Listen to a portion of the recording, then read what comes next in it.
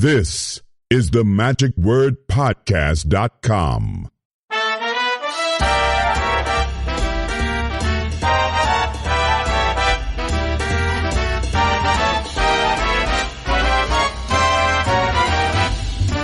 Hello, this is Scott Wells for the magicwordpodcast.com. This podcast is sponsored by the magicbookshop.com, specializing in rare and out-of-print books. If you're looking for something that you would really like to add to your collection, or you heard about something that perhaps you might want to find out how much it is worth. If you want to sell something, he buys and sells old and new books. But not just that, I say new books because he also has some of the recent books as well that are available out there, let's say like David Regal's new book. But aside from that, again, the specialty is in magic books in particular, and even have some of these that are signed by the authors. And so you just have to go to themagicbookshop.com and find out what they've got. And while you're there, you can also sign up for their free contest. They have a drawing of different books. If you'll just go to, there'll be a little tab there or that you can click on that will be a contest entry form, and they're going to be they're ending a contest here with Daryl's Ambitious Card Omnibus, and the winner will be announced by this weekend, and so you can go back to their website. I'm sure they'll have the name of that, and I'll post that name here then next week of whoever that winner is. But you would sign up for that over on their website at themagicbookshop.com. So thank you, Eric Citron, for sponsoring this podcast, and I encourage all of you guys to go and check it out. And as a special deal for listeners of the Magic Word Podcast, Eric has offered 15% discount on checkout. All you have to do is to put in the promo code Magic Word. That's all one word, no spaces or dash anything, lowercase Magic Word. Just put that in there and you'll receive a 15% discount on your total purchase of anything that you buy there on themagicbookshop.com. Well, this week we're going to be visiting with a friend of mine who resides in Dallas, Texas.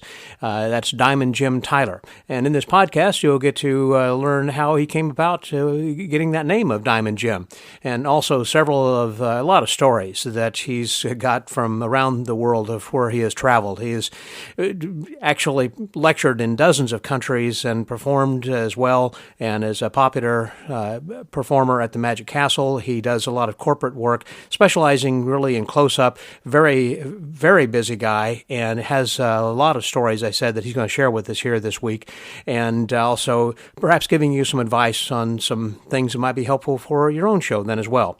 So Diamond Jim has a lot to share, so I'll step out of the way and introduce my friend so this way that you can hear what he has to say. So please welcome Diamond Jim Tyler this week here on The Magic Word.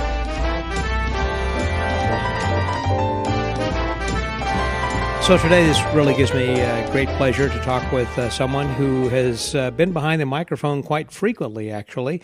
Not behind mine here at the Magic Word Podcast, but working with other people, in particular with Brian Brushwood on Scam School, plus other kinds of things that he has done worldwide. And he has been a lecturer and performer at the Magic Castle, as well as other places. You may have seen him. If not, you perhaps have read his book from the Bamboozlers series, and if not, you need to go get those. Those are awesome.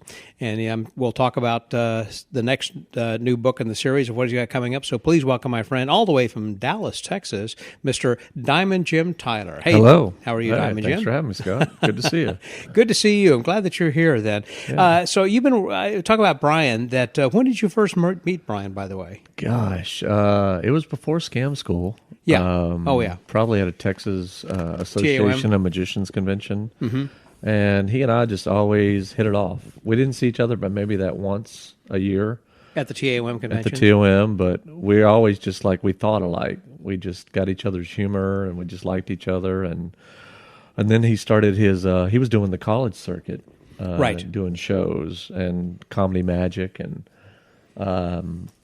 we thought alike, and then he started shooting Scam School, and so I kept giving him ideas for the show, and he would use things that I would give him, and then when my books began to come out, he would use things from the books. So eventually he was like, Jim, you should just be on the show. And instead of me telling him, why don't you tell it? Yeah. Right. So back in the day, he was filming in San Francisco. Oh, really? Now, when you say filming, he was doing like YouTube. Yeah, that they right? were, but they were filming it in San Francisco. It was going on YouTube, but I'm trying Video and audio. I was trying to remember the name of the company that owned them, but the studios were there. And so he flew me out a couple times to San Francisco to film out there. And then Brian ended up moving the whole production to Austin. He was flying in from Austin to shoot in San Francisco. And then he decided to take it over. I think Discovery Channel bought them out eventually. And then now Brian has his own channel. He's Scam Nation, or it's gone from Scam School to Scam Nation now. I didn't know that. Okay. And so What's the difference? Or what's he done and what? Well, basically he changed it because I think Discovery Channel owns the rights to a lot of the Scam School episodes. And so that when a video gets played on YouTube, He doesn't monetize it. He's not monetized in any way. Okay. So he's with his contract, he was able to, I guess, find a way out of it, or it expired, and so now he's starting over with Scam Nation. So, so we're doing new things and going back to revisit some of the old things. And but Brian is a whirlwind. Anyone that knows Brian is, I've made the joke oftentimes that I think it's easier to get hold of the president than it is Brian Brushwood, because he's always being pulled in 10 directions. I think he's the host of a few shows, and he's done some comedy like albums that have made like the #1 on Amazon really? charts. Brian's amazing. I mean, whatever Brian puts his mind to, he does it. Yeah. I was talking to a friend today who still poo-poos the idea of exposing magic online. I'm like, dude, YouTube is a place where people go to learn. It's the new library. If you want to know how to tie a tie, or It's not exposing, it is fix a teaching. lawnmower, he really is teaching. It's not exposure. I mean, there is exposure of magic online. You want to know how Shin Lin does his tricks? Here's how they work. That's exposure. Well, that's true. What Brian does is he shows them a trick, he fools them with it, and then he respectfully gives them the secret, but he makes them perform it as well. Right. So he really is teaching them how to do it. And I think people have come around. Most magicians have come around. And two, the magicians that used to complain about that, I think they're starting to see that Brian's helping to create the next generation of magicians. These are the people that are learning, that are buying their tricks now. And so Brian's a pioneer. He always has been, and I'm proud to know him and proud to be his friend. So Yeah. And so you're saying that you had actually gotten involved with him because you were supplying him with things, because he saw some of the betches and bar bets and things, I guess. yeah, and that I collected. scams. I did restaurant magic for 20 plus years, and I grew up doing magic in restaurants and bars. And I would be in these places, and people would want to show me a bar bet. And I'd think, oh, I've already seen this, but I'll go ahead and let them show me. Right. And I was surprised, like probably 20% of the time they would show me something I'd never seen. It was brand new. And so I started to take notes, and that's how those notes became Bamboozlers. There's things that I learned from my refrigerator repairman, and patrons and bartenders, and traveling the world, and yeah. So Wow. Yeah, because I think there would be a lot of things that you think you know everything. It's kind of like jokes. You think you've heard all the jokes, but then someone tells you a new one. But you apparently have a pretty good memory in which that you can remember. Well, for the most part, like I say, I do try to keep good notes. I used to be better at it, and that's why this last book has taken me so long to write. It's number 4? Bamboozlers 4, yeah. I think the last one came out in like 2012 or 13. Okay. They used to come out every like couple years, so it's been 6-7 years, and I'm still compiling it. But I've had a lot of distractions between now and then. Like what? What have you been working on? Just doing more shows, traveling more. In the U.S. or In the nationwide, U.S., like worldwide? right now, I'm doing my own one-man show. That's something I've always thought about. People have always said, where can we come see you? And the answer has always been, well, you have to hire me. Because companies and, most of my work is corporate work. In a busy month, I'll do 8 shows. This last December, I think I did 27 like corporate private events. In the month of December? In the month of December. Wow. So Is that a typical December, or was that just it better actually than is. usual, I'd or? say the last 10 Decembers have been the same. But I've been doing magic professionally in Dallas for going on 34 years now. Long time.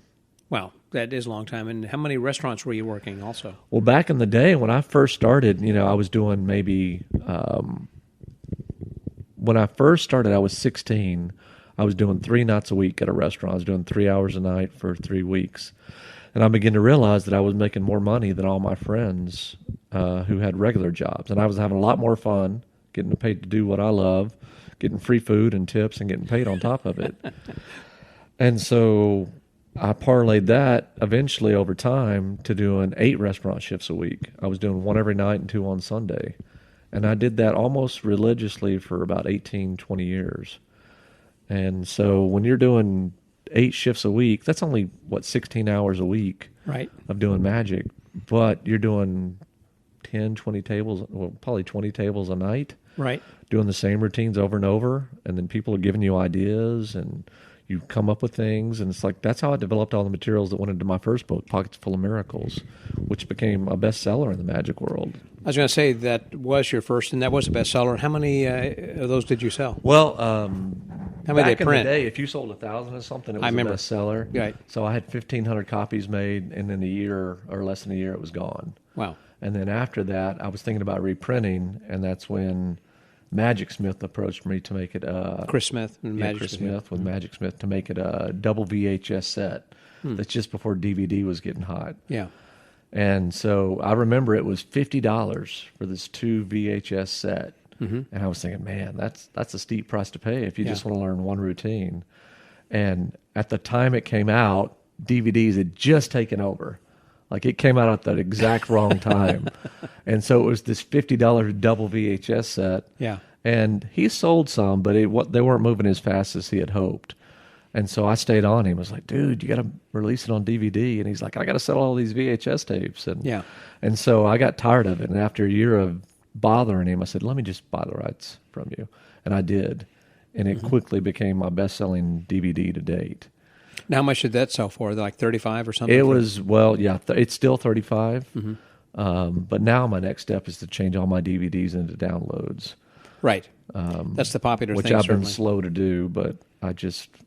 Are you going to do that through your website or through Penguin? Or I don't know. I haven't quite decided yet. I know Penguin has a huge audience. Penguin has been good to me, but they do take their cut, which is not small. And so I'm debating what to do. I think I may test it with Penguin first with one of my DVDs and see how it does. But, maybe I could release it through Scam School. I could probably do it on my own, but I know that those 2 venues would sell them more than I. That's true. Both of them have a wider audience, certainly. A huge following. Brian's got 2 million followers right now. That's followers. That's not people Brian has that watch. 2 million? He has 2 million subscribers. Okay. But I know more people watch it than subscribe. Wow. I thought I was doing good with about 10,000 subscribers, on my podcast. But he's got a wider audience because obviously there are non-magicians who are watching They're this. scientists, mathematicians. They're geeks who love magic. That's a good way of looking at it. Yeah, that's interesting. When you'd worked with Penguin, how long was your lecture that you did for them? Oh, when I've lectured at their live events, or when I did their Penguin Live lectures online? No, I guess the live event, because you have you can download something, your video, then right now. Yeah. Now, this is going to sound boastful, but I've been told when you say something and it's true, it's not bragging. That's right. It's only just fact. It's only bragging if you exaggerate the truth. So, Penguin. As you know, they have millions of products that you can download. My lecture is, there's a short list of their products that only have 5-star reviews. Yeah. Mine has the most 5-star reviews, only 5-star reviews of any product on their whole website. That's funny. I thought that David Hyro, because that was what he had told me about his. He might have been for a short interlude, but I have... Now yours. I have surpassed. But David's great. I love David. I love David, too. Yeah. So all of yours are all 5-star reviews? Yeah. So, and how long was it? An hour, 2 hour, 3? Well, it was a 2-hour lecture. That's what they asked for. Yeah. And I think I did that, plus the interview was another half an hour after, where I tell all kinds of funny stories. And I did my second lecture with them, which was the all Bamboozler lecture, all bar bets. And that's done well, too. It doesn't have all 5-star reviews, but it's done really well. So, When you say you're telling stories, you mean like from stories from the road, or when you've been stories from the road, things that have happened in my travels. like, for an example? Like here's one. Hopefully people haven't heard me tell this story a million times, but I was the house magician at Papado's for many years. Mm-hmm. And this one table one night, round table of 8 people, anytime I got anywhere in their vicinity, they would act skittish. They would act afraid.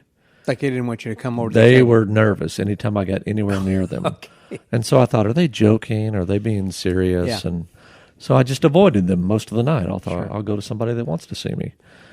And eventually it bothered me after this happened 3 or 4 times. So I thought, I'm just going to figure out what's going on here. So I approached the table, and as they began to speak, I realized everyone at that table was from Jamaica. They were all Jamaicans. Okay. And so I thought, okay, this is making sense. I've been at the other tables. People are screaming. Fire's coming from my wallet. So in the back of their mind, they're thinking this could be real magic. Okay. Whether they believe in it or not, it's voodoo still or part of their whatever. culture. Right. Voodoo, right.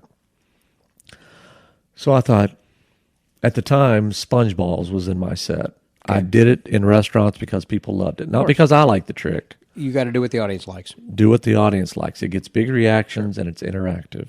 Right. That's the way to win over your audience and to keep them engaged. So I thought I'll do SpongeBalls. I don't have anything original with a SpongeBall. I would turn 1 to 2, and then I'd hand a person each one. I'd say, here, squeeze it tight. Watch what happens when I snap my fingers. And when they'd open their hand, I go, look, they switch places. Right. It's a stupid joke. Okay. But it makes people laugh, and it let me get ready for the next thing that I knew would slay them. Right.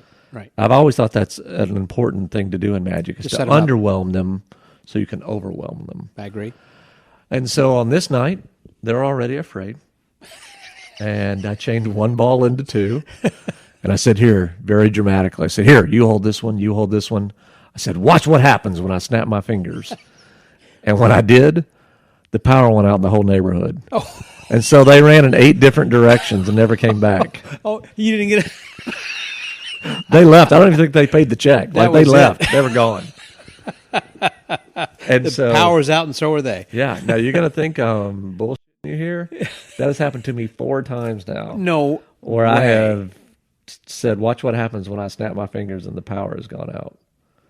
Wow. So you have some sort of a power. I think guess it's so. just I work a lot and I'm gonna snap my fingers a lot. So one was actually after the first Penguin Live It's killing event. me.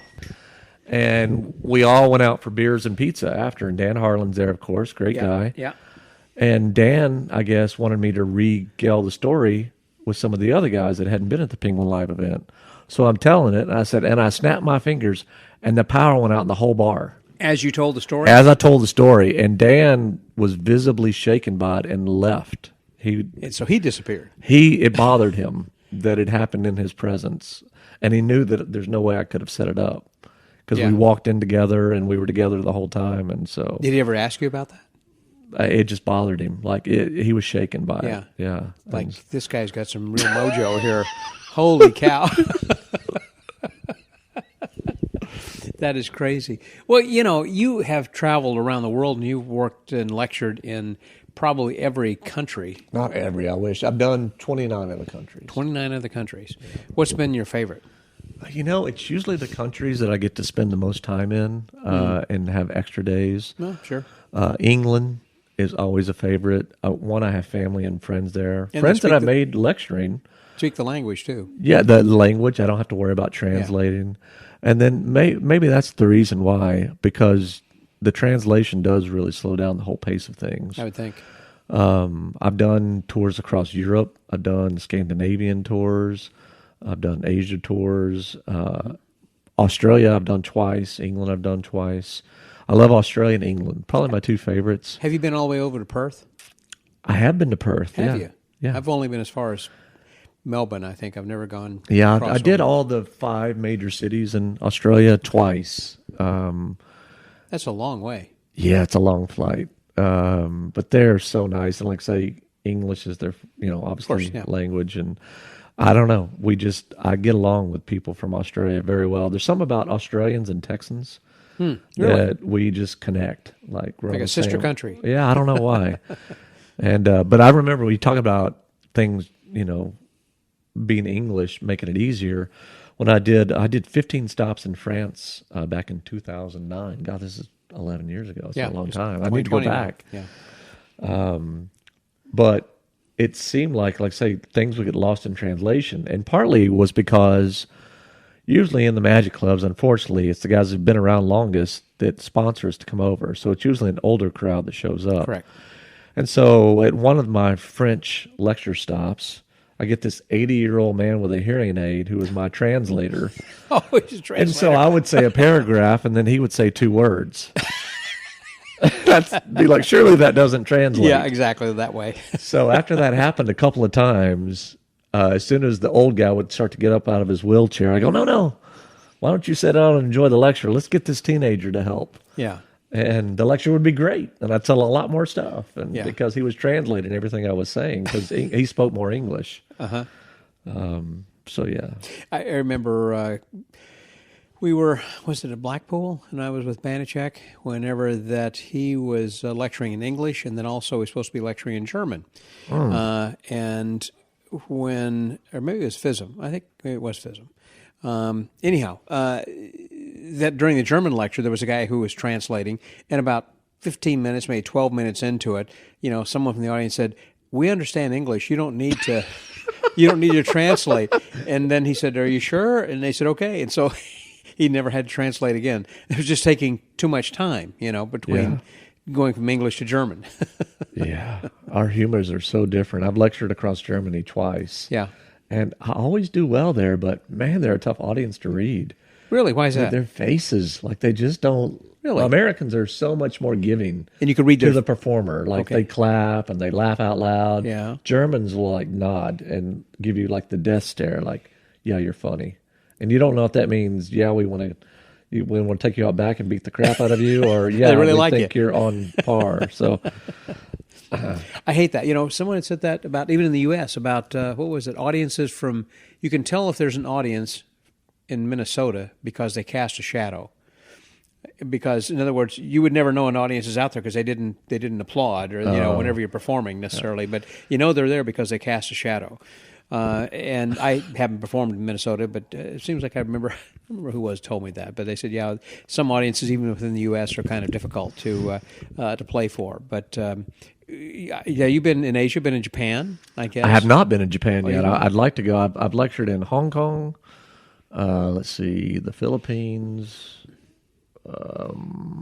Indonesia, Singapore, and one other place that escapes me at the moment. But See, I think it would be difficult to try to travel around if you were driving a car yourself just to to read Asia. the signs, yeah. No, what's funny is usually you can figure it out. Your instinct kicks in. This must mean north. This must mean south. Okay. You learn very quickly when you have to. But as far as street signs and everything, I mean that they have those different kind of letters and things, that are... Yeah. Well, in each of those stops, I was flying to each stop, and luckily had a person that would pick me up that's and nice. take me. Yeah. But yeah, I've driven all across Europe and England, and I think I've seen more of England than most English people. So That's funny you mention that, because I've talked with so many people about that very thing, about people who, let's say, in England don't travel to Scotland or to Wales. I remember a while back that when I was lecturing over there and I had gone from Dover to Wales, in the same day. And they said, "What do you mean the same day?" It's it's only 6 hours. Well, I mean, it's you're still in the same state here in Texas, and over there, it's well, that's crazy, and people don't travel from London to Scotland, and it's an 8-hour drive or whatever. So, well, yeah. I remember my first flight when I was flying over to England. There was I was boarding the plane in Dallas, and I heard these two women in the bar talking near the same gate. Yeah. And I could recognize their accents, that they were obviously from the UK. And so I asked them, there were two big women sitting at the bar, and so I asked them, I said, where in England are you ladies from? And they were very, indignant. They were like, they go, Wales. Wales. And I was like, "Oh, I'm sorry." I said, "Where are you two whales from in England?" So, Okay. You got me. Hook, line, singer on that one. Have another drink of martini. Yeah, we're having some martinis for you guys listening, by the way, out there. So it's in the evening, and we're a couple martinis deep here. So we're having using Annabelle and Peterson's coasters with Di Vernon on them. Yeah, that I got in Blackpool. She's actually done some work for me. She did a portrait for me that I've used for posters and other art. She's amazing. She's also related to Tom Peterson, the cruise ship magician. No kidding. Comedy. Yeah. Oh, yeah, they're married. They've been married for a long time. Because Tom came through and lectured. I had him on a lecture tour. Yeah, Tom's last year. great. He's hilarious. He is wonderful. I like Tom a lot. I've been doing They're a perfect couple. Yeah, is that right? Oh, yeah, they're made for each other. They just moved to California. They moved from England to California. So, well, I know he was from the U.S. and then he moved to the U.K. because of her. Yes, yeah. And so I guess it's now her turn to move here. Well, Tom doesn't know this story, but I'll tell it now. So, where was I at? I didn't know Tom. I knew Tom just by reputation and his name. And the first time I lectured in England, I met Annabelle. She was very nice and had me and the host come over, and she was just nice. She just wanted to show us her art and her works, and she does amazing things with cakes. Like, you should follow her online. It's incredible, the things she does. Like, her art is amazing. Yes. But she does, like, these designer cakes that have been used by celebrities, and it's amazing the things that she does. But movies, and so I knew Annabelle.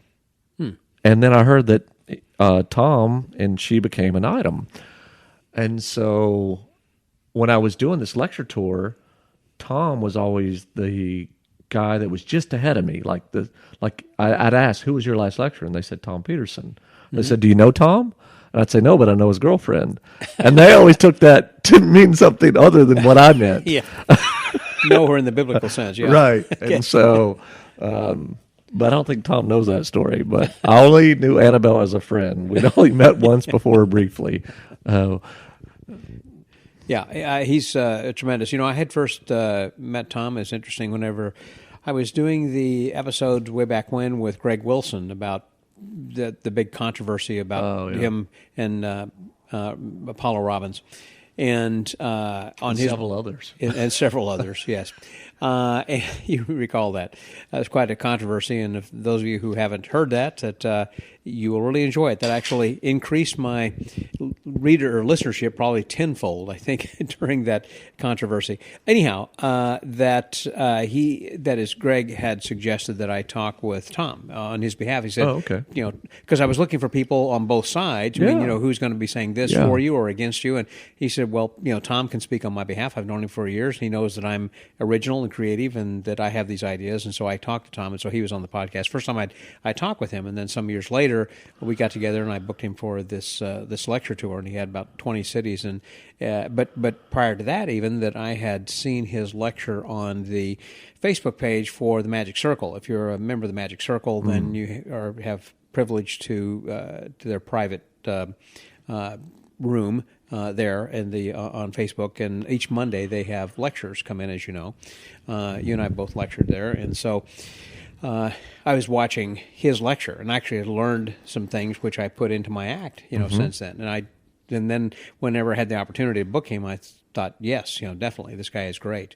So we were talking earlier about Ben Jackson. I know, like, one of the things he does with his lemonade production, that Ben has that as an opener. Oh, you know, cool. It's a great opener. Yeah. Yeah, I think the first person I saw anything do like that was probably John Carney.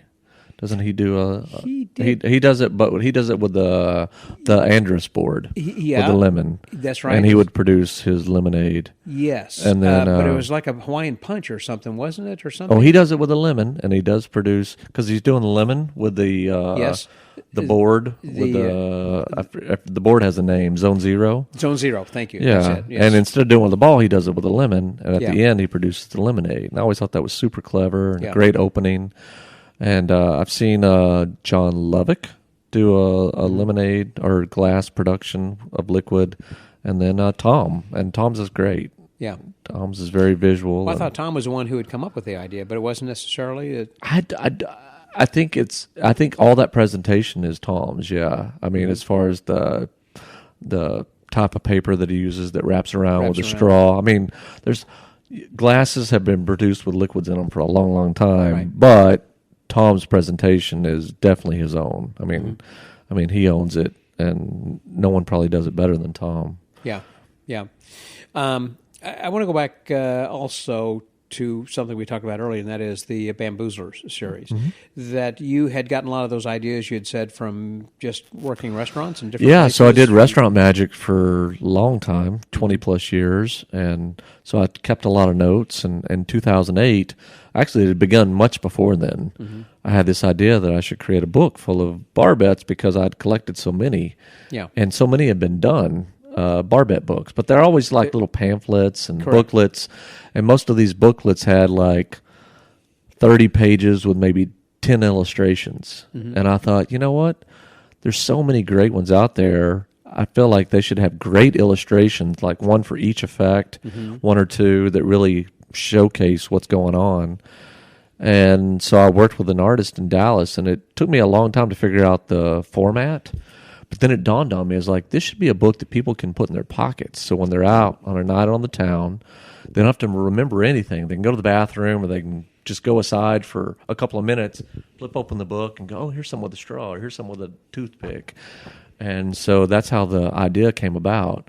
And I always thought a magic book should look mysterious and magical, and so I made it look like a little Bible with gilded edges, with a ribbon marker. And as soon as those things came out, like, that was all of a sudden, that became my legacy. That's how everyone knew me.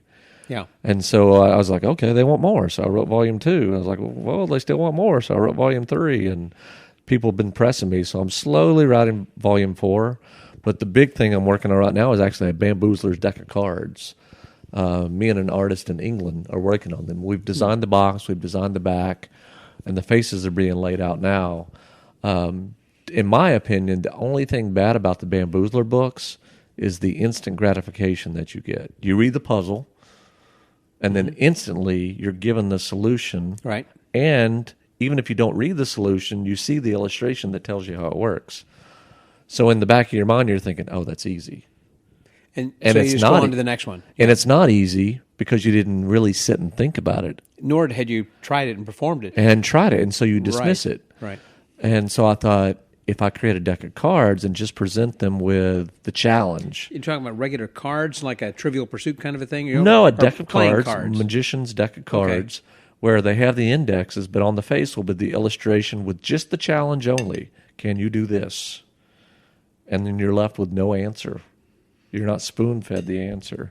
Mm-hmm. So now it really does become a challenge. How do I do this? How do I figure this out? So the answers will be on my website. So if they just hit a wall and they can't figure it out, they can go to the website and they can get the answer. So you'll have the puzzle on the card, but not the answer. That's right. How about the illustration? The illustration for the problem will be there. On the card. On the card, but not the answer. See, I think that if you had in the book, first of all, I think it's brilliant as far as having those so it's pocket size and fits just in your shirt pocket or something, or your jeans pocket or something. But if you were to put the solution perhaps at the back, so it wouldn't be something that they could see immediately, at the end. It's like, you have to go back, to page 120 or something. Yeah, just with the format that I decided on, I went with, problem, solution. Right. But because sometimes the problem is only 2 sentences and the solution is 2 pages. Yeah. Oh, I see your point. So it's hard to put just the problems in the front. Sure. Without the solution as well. Right. So otherwise you could have like 2 pages or 3 pages. And then the last... You have 16 different problems. Yeah. And so anyway, they've done really well. Since 2008, I figured it out the other day that I've sold 3 copies a day. It's not a lot. I mean, that is a lot. I mean, it's not. I'm just not a New York Times bestseller. I'm not selling 1 million books, but I think it's better than most magic books. Well, there are so many places. I mean, when I was in Las Vegas at the what is that? The place where they sell the gambling materials. Did they have them there? They do. Oh, wow. Yeah. You know what I'm talking about? Oh, I know what your Gambler's Warehouse. Gambler's Warehouse. Yeah, they got them at Gambler's Warehouse where they have all these other books. At and the they've got your Magic books. Castle, they sell 7 books, and 3 of them are the Bamboozler books. Is that right? Well, I guess it's because it's easy. You know, It's something that easy, people can and do. the cover sells it alone.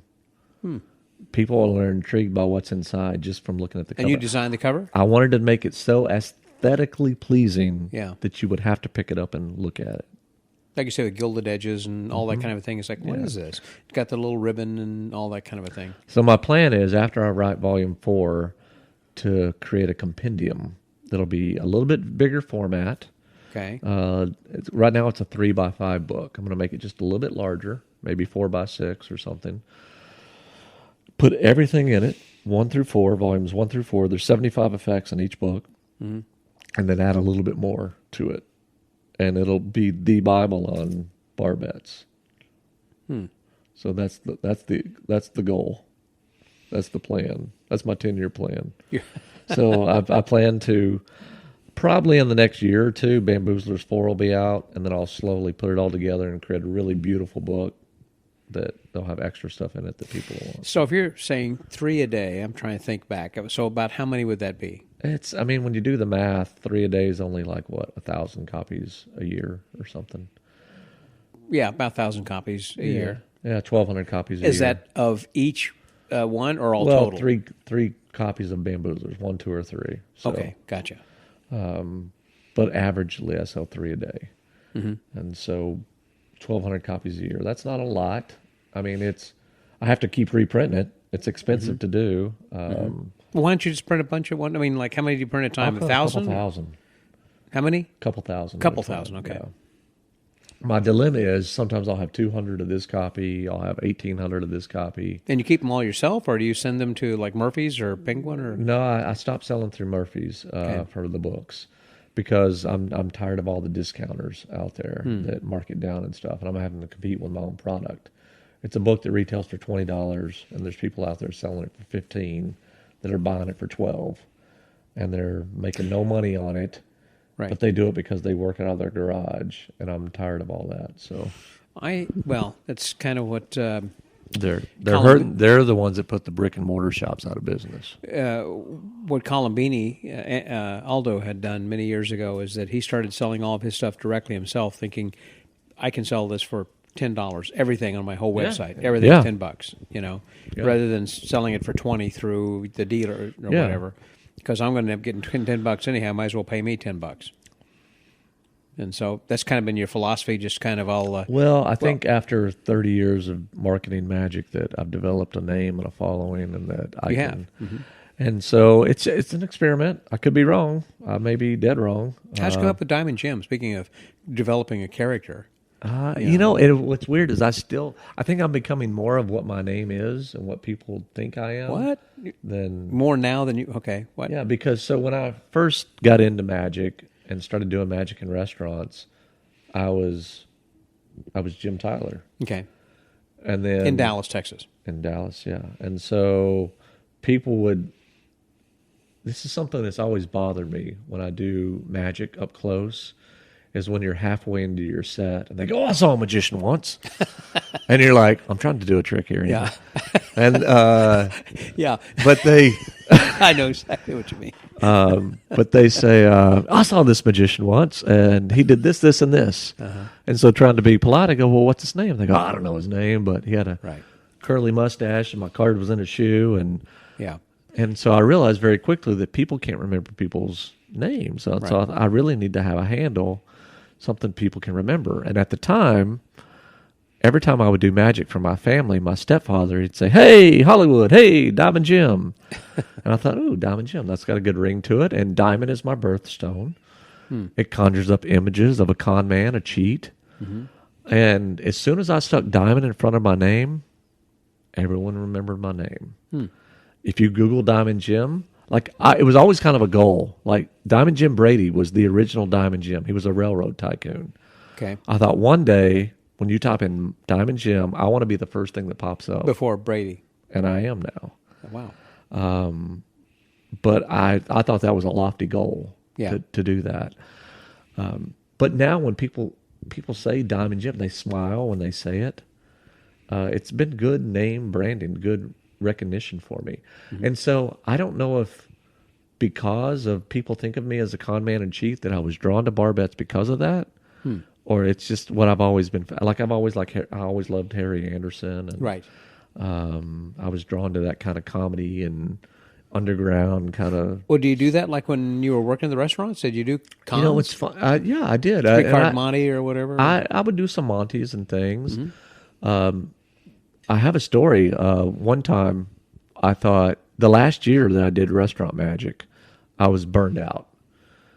You know, I'd been doing it for so long, and so I thought, I'm just going to walk in with nothing from now on. Yeah. And just see if I can do magic with what's ever around me, or just do bar bets. Mm-hmm. Just have fun with people, because I was developing the books and things. And so I would do that. And they would get reactions, not as good as solid some of the magic stuff, but still they were getting reactions. And I was learning a lot about comedy and interacting with people. But this one night I was working a regular restaurant I'd been at for 7 or 8 years.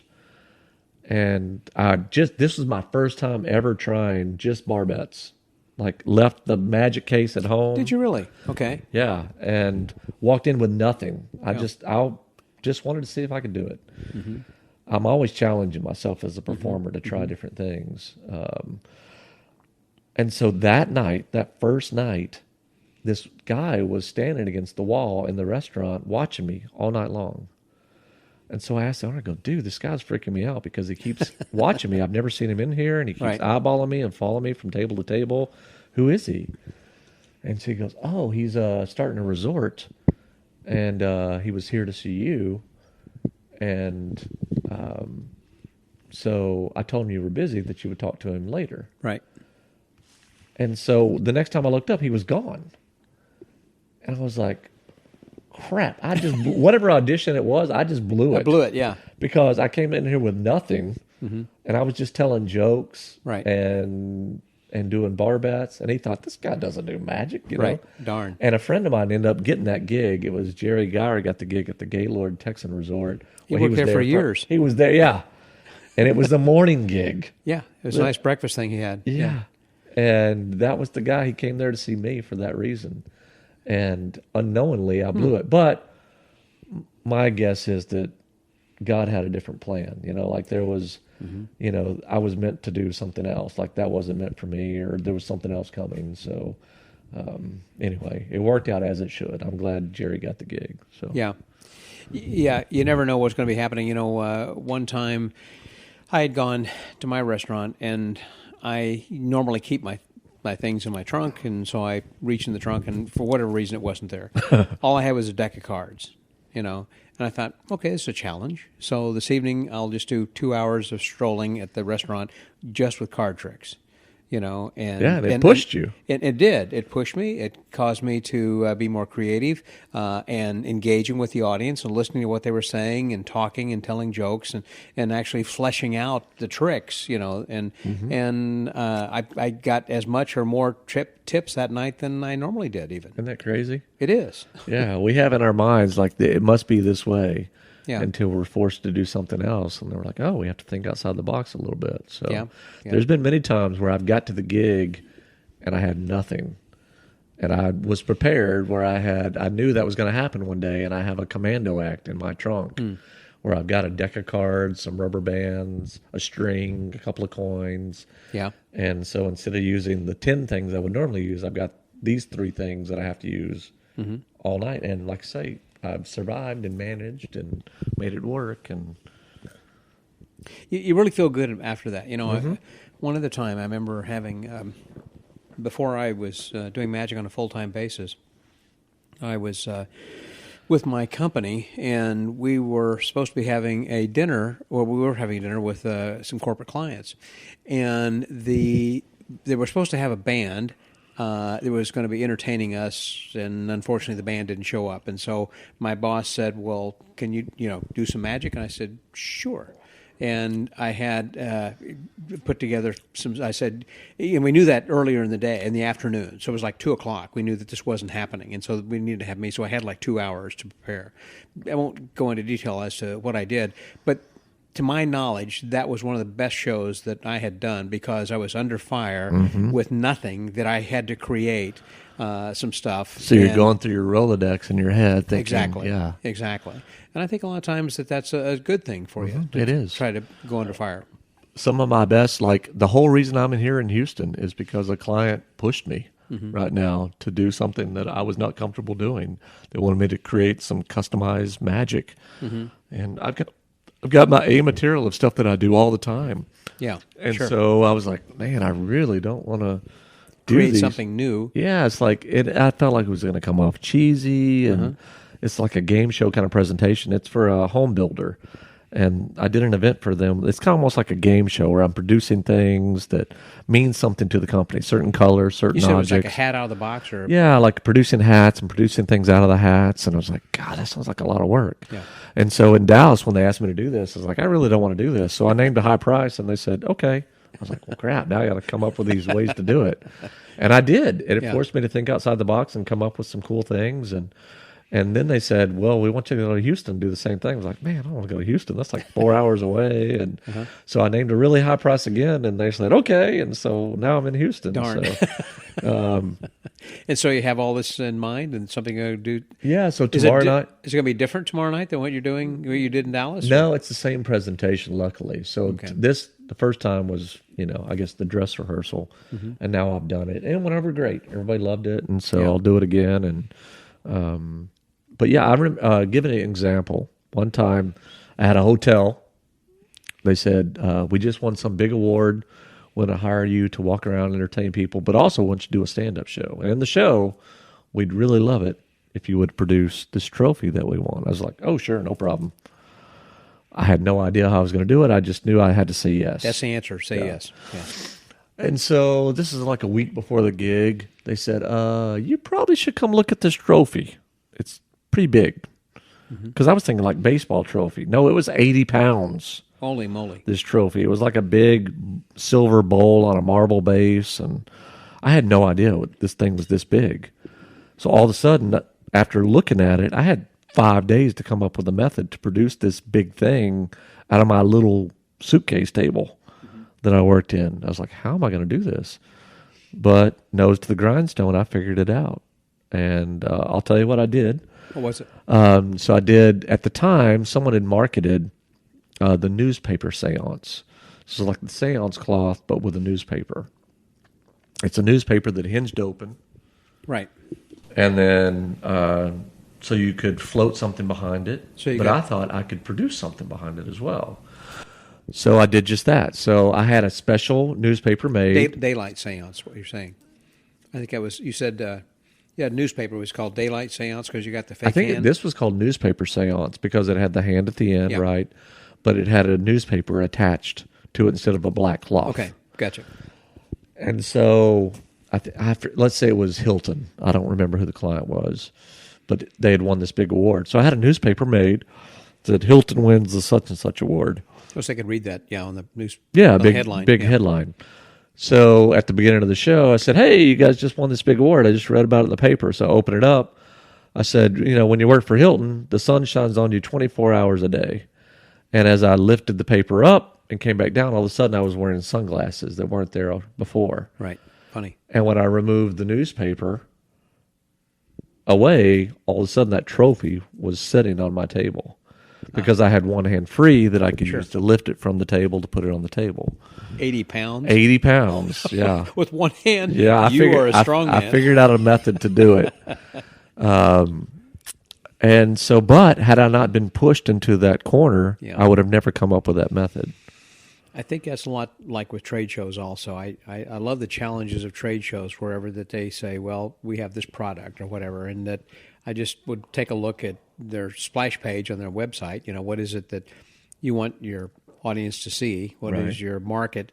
And then kind of build from there. And we'll try to get across their points.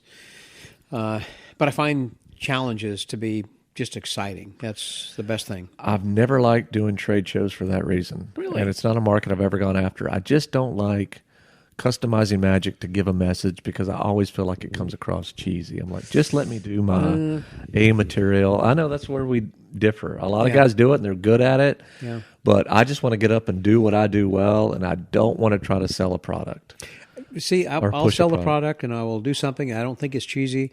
I mean, I hear where you're coming from, but and it's just a one-off thing. In other words, I may not do it for them again next year. I won't do it for another company. It's just like for them right now. Also, right. You know, so I just find it fun and challenging. Yeah, as an artist, it's just magic is a way for me to express myself. And if I have to sell something in my show, I just feel, I don't know, like a car salesman. I understand what you're saying. I think that from the standpoint of it being art, that art is something that you create for a moment and it may not last tomorrow. Yeah. No, it's good. I mean, it should be used to engage people and to create a memory in a moment. And, right. What do you think magic is? What is your definition of magic? What is my definition of magic? To me, all I want to do, my focus, and I work on it hard, is to create an unforgettable moment that they're going to remember for the rest of their life. Mm-hmm. And that they'll talk about also. Uh-huh. Mm-hmm. Yeah. So most of my magic is very interactive. It happens in their hands. It happens to them. It's not bubble gum for their eyes. Mm-hmm. It's not something they go, oh, he found the 4 aces, or because they're not going to remember that tomorrow. Right. I want them to remember, that happened in my hand. That changed in my hand. He read my mind. That's what I want them to walk Very away personal. with. It's what Maya Angelou said. They're going to forget what you did. They're going to forget what you said, but they're going to remember how you made them feel. Right. And so that's what I want. And it's hard, but I work hard at it. I really try to come up with effects that use things that people will remember forever. And I understand that when you're working close up or at a restaurant and one-on-one, but how would you do that from the stage? I try to carry my close-up into the stage, off the stage, into the audience. I want magic to happen to them even when they get home. Like when they leave the theater and they get home, magic still happens. How's that? Like, for an example? Things appear on their door. Things appear on their car or in their car. That reminds me of a Paul Gertner story, that something about when he had a salt shaker that vanished and he had paid the... in their hotel. Yeah, the waiter to put that in this guy's hotel room on his bed. I remember that too. Yeah. Those things stick with me, and I remember them, Yeah. So that's something that still happens, even though that it's many hours later. The show continues. The show continues. Yeah. So I guess I see what you're saying. I'll give you an example. A buddy of mine, he's a big promoter in Dallas. He's done many cool big events. I have a Guinness World Record because of him.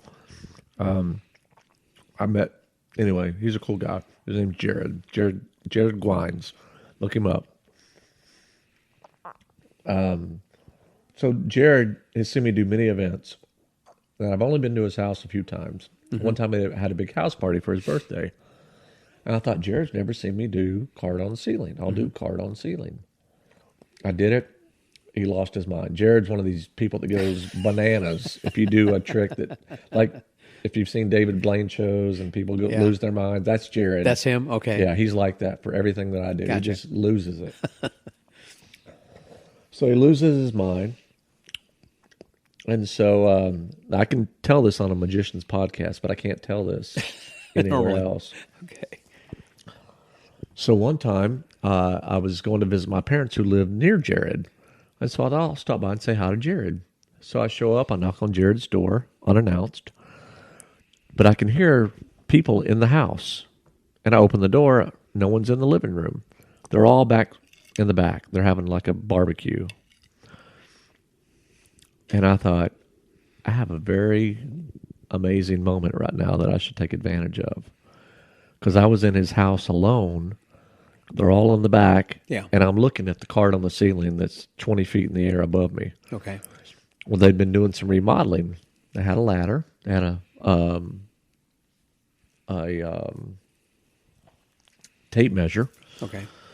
So I used the tape measure to pull the card off the ceiling. And then I threw the card back up onto the ceiling, put it in a different place on the other side of the room. because they had beams on their ceiling. So Okay. it would have traveled across the ceiling, moved across the beam to the other side. Okay. A week later, Jared calls me, frantic. Oh my God, the card has moved. I'm like, what are you talking about? He's like, Jim, you know what I'm talking about. He's like, the card has moved. I go, well, sometimes that happens. He's like, what do you mean that happens? And so That's hilarious. since it bothered him so much, I was like, I got to do this again. Of course. So he had left town. He and his wife went somewhere. I knew they had dogs, so I knew they must have a dog sitter. Mm-hmm. So I got a hold of the dog sitter. I said, hey, I need you to do me a favor.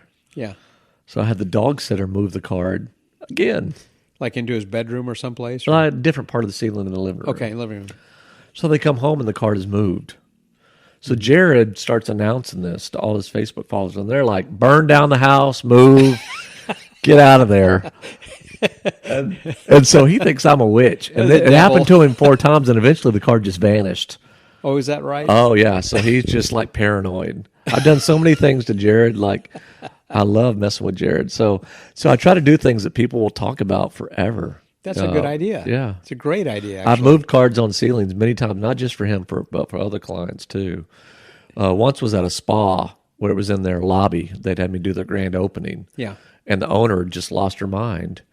And so I went in to visit one time, and she wasn't there. And I told the employees, I said, hey, I have a great idea. And they're like, oh, yeah, let's do it. So I moved it to her office. And so she still talks about that to this day. That moved. Yeah, she's like, oh, my God, that card somehow moved to my office. I'm like, I don't know what you're talking about. And so, I've never thought about actually moving that of being another trick. yeah, I love tricks that linger, that like, keep going on and on and on and on. So,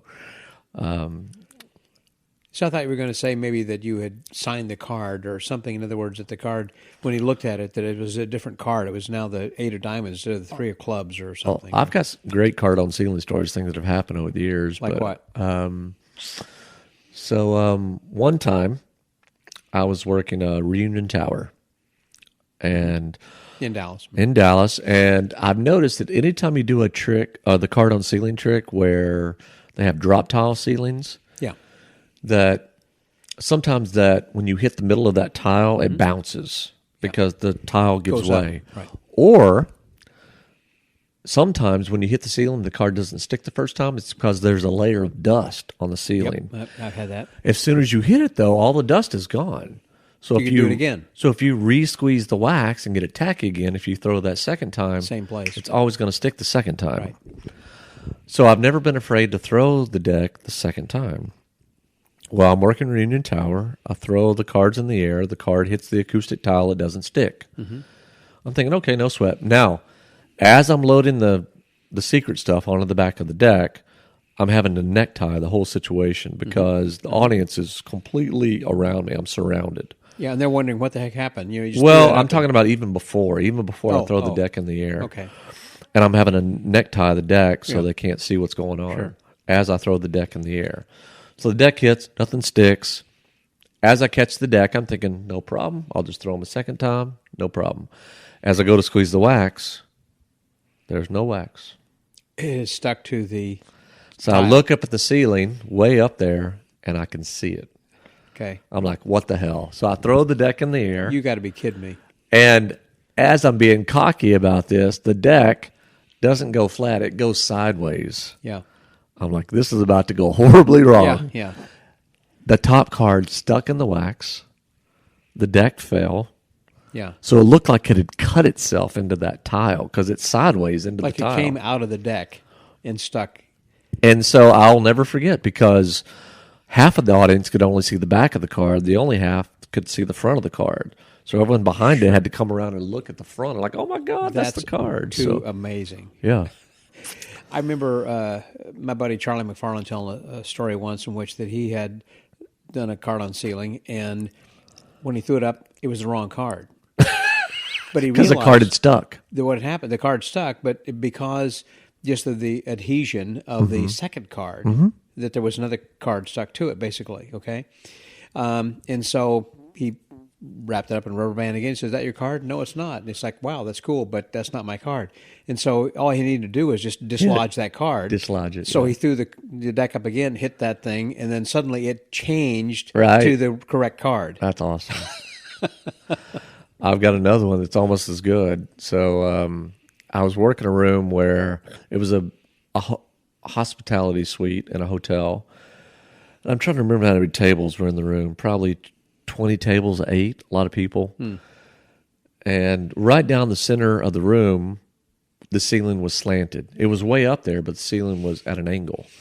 And I knew I could hit it and make a card stick, but I didn't know where the deck would deflect. Sure. Because that means it could hit somebody in the back of the nearby. head or land in someone's soup or knock over their drink. Right.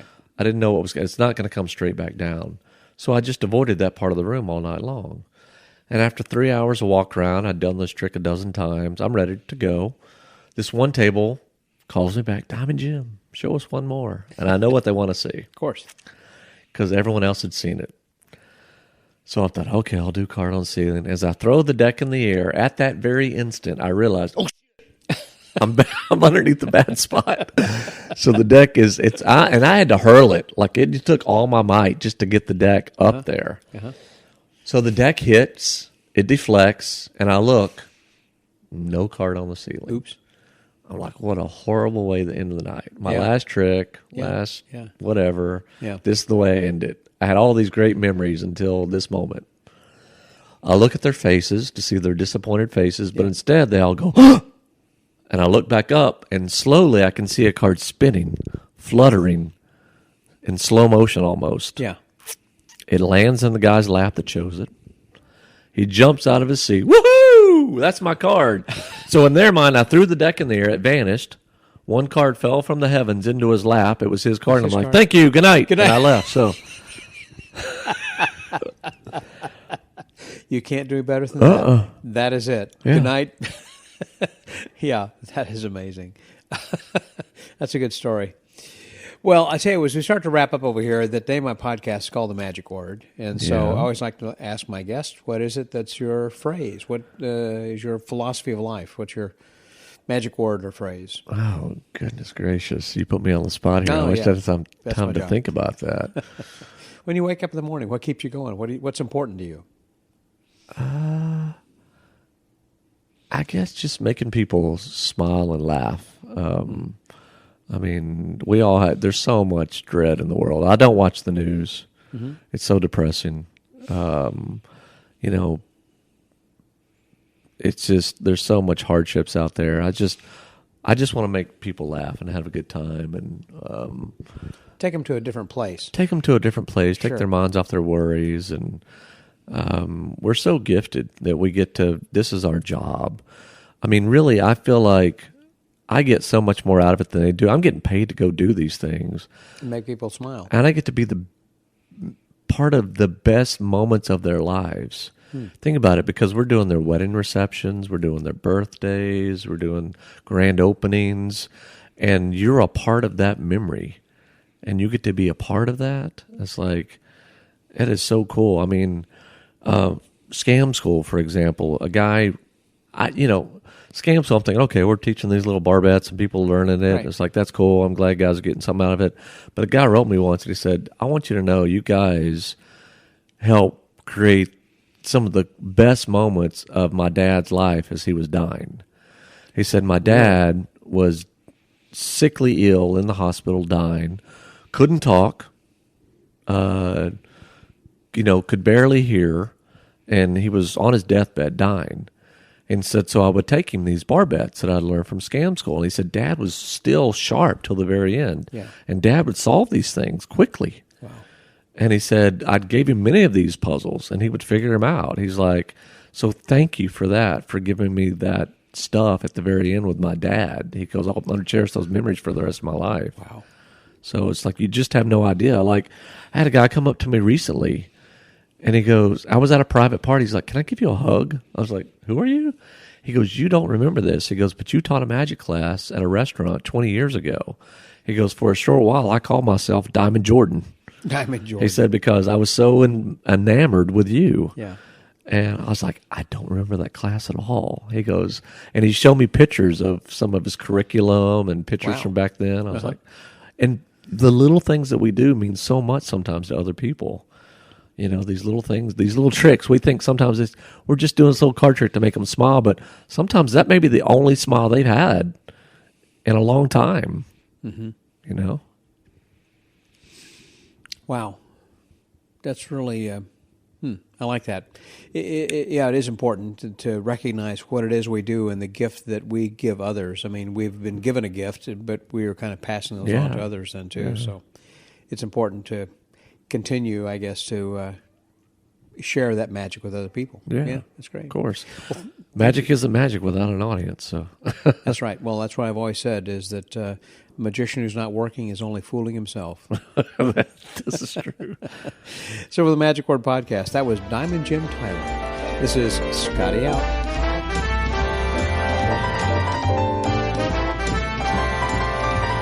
Well, that was fun, and thank you, Diamond Jim, for sharing your time and your stories with all the listeners and with me here on the Magic Word episode here this week. And so it was just a grand time. Look forward to getting together with you again soon and wish you the best.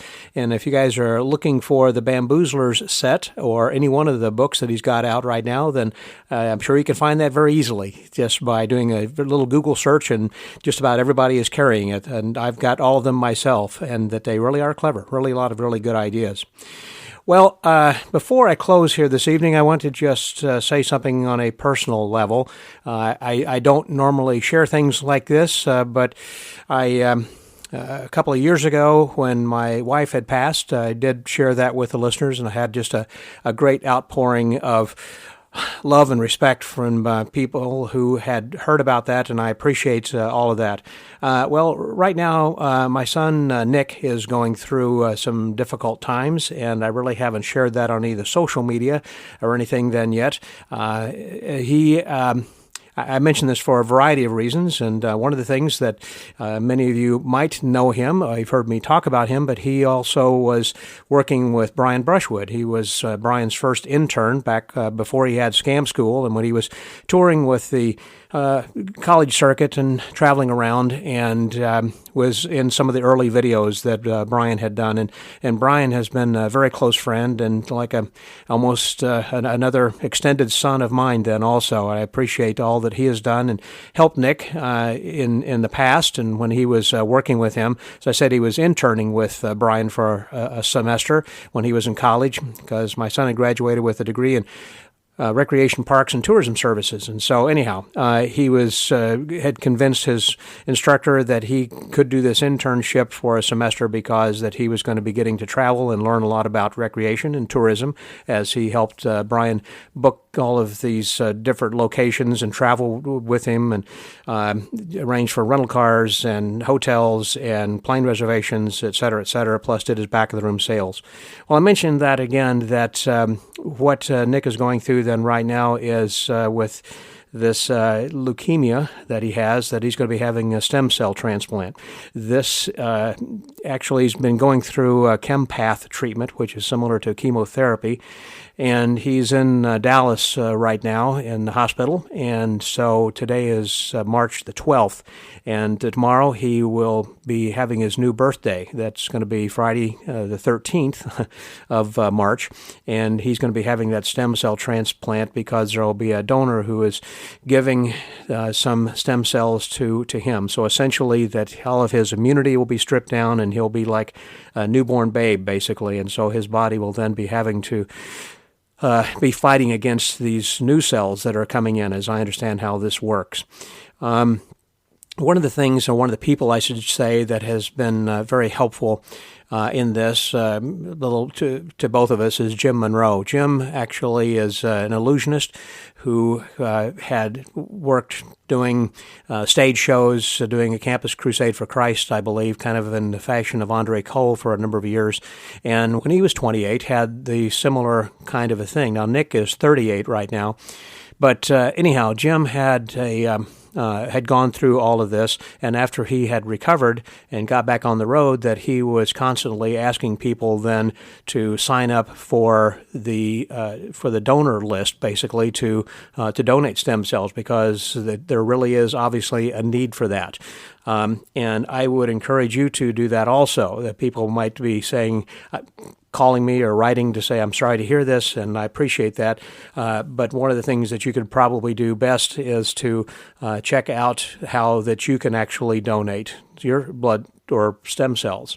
And one way of doing that is to go to the website bethematch.org. There you can find out a lot of information about how that you can sign up to donate your stem cells, and it's not as difficult as you might think, and they may not even be using you, but at least they would put you in the register, and it would be very helpful. You may save someone's life, like my son's life is being saved by someone tomorrow. So anyhow, if you can help, I'm sure somebody would be greatly appreciative of that. So, until next week, stay well, get booked, and remember that sometimes it's the little things that really have a big impact on the lives of others. This is Scotty out.